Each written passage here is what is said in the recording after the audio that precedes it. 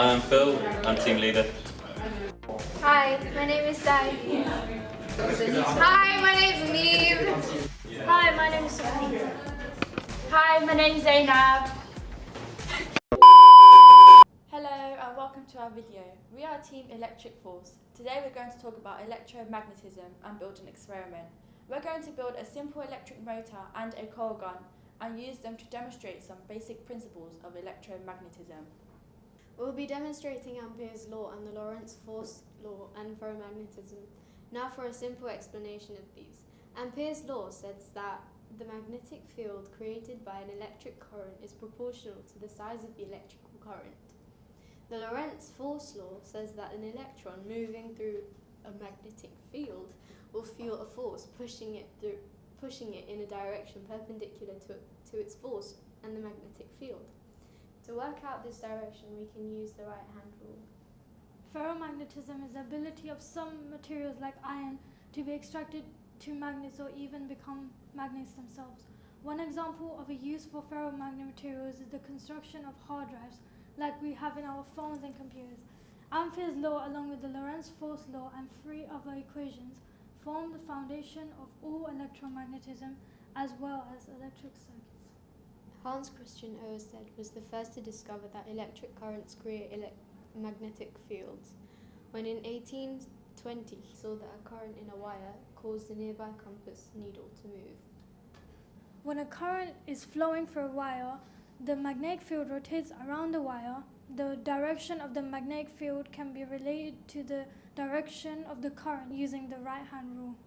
Electromagnetism doesn't just use electrical energy to move things, but can also be used to generate energy from movement, like in wind turbines. Our first experiment was building a simple DC electric motor. You make a coil using insulated copper wire and strip one side of both ends. The coil is placed so that it can rotate above a magnet. Both ends of the coil are then connected to a power supply so that current can flow through the coil. Electrons flowing through the coil will then feel a force acting on them which causes the coil to rotate. This force is called the Lorentz Force. When we connect the circuit, electrons will flow around the coil. The motion of the electrons at the top or bottom of the coil will interact with the magnetic field, which points vertically, and produce a force which pushes the electrons to the side.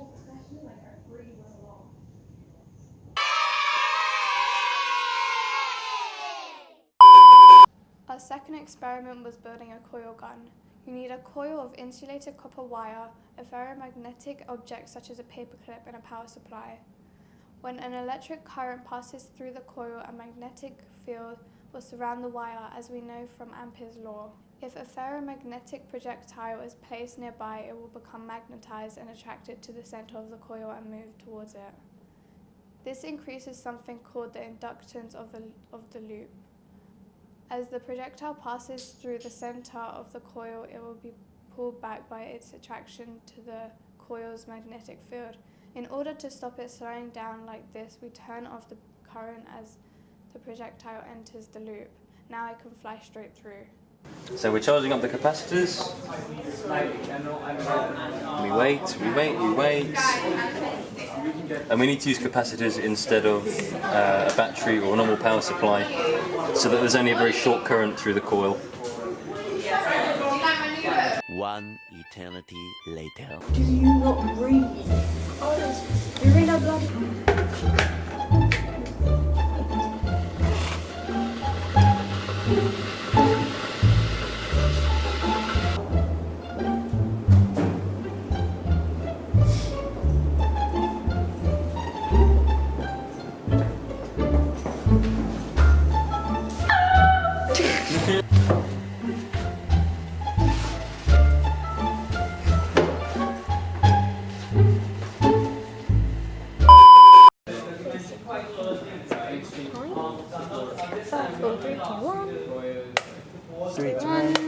Yay!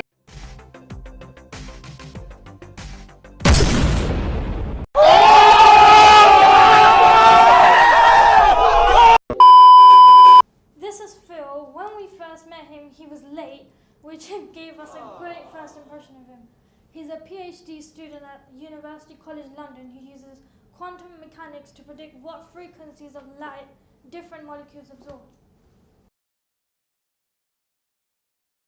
Why did you get into physics, and what branches have you been involved with before?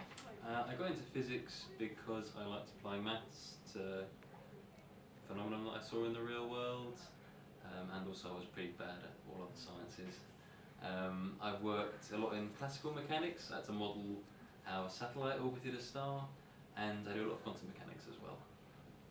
Have you ever taught at a summer school before? If so, are we better than your previous students?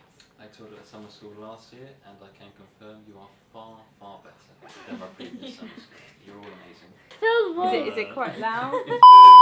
Have you ever failed or had to retake any exams? I had to retake my maths and physics A-levels, and I failed quite a few different courses at university. Why are some materials ferromagnetic? Some materials are ferromagnetic because the atoms in them have unpaired electrons in the outer shells. These electrons can align in the same direction as a response to an external magnetic field. This creates a net magnetic field inside the material. Thank you. Thank you. Yay! In conclusion, we learnt about B-rolls, and then at lunch we ate spring rolls. We learnt about the amount of work that goes into creating a video. We learnt that many experts fail many times before gaining endless success and experimental glory. We also learnt that getting into physics will get you into many wonderful areas of the sciences that explore and investigate the world around us. Waiting. This is behind a screen failing.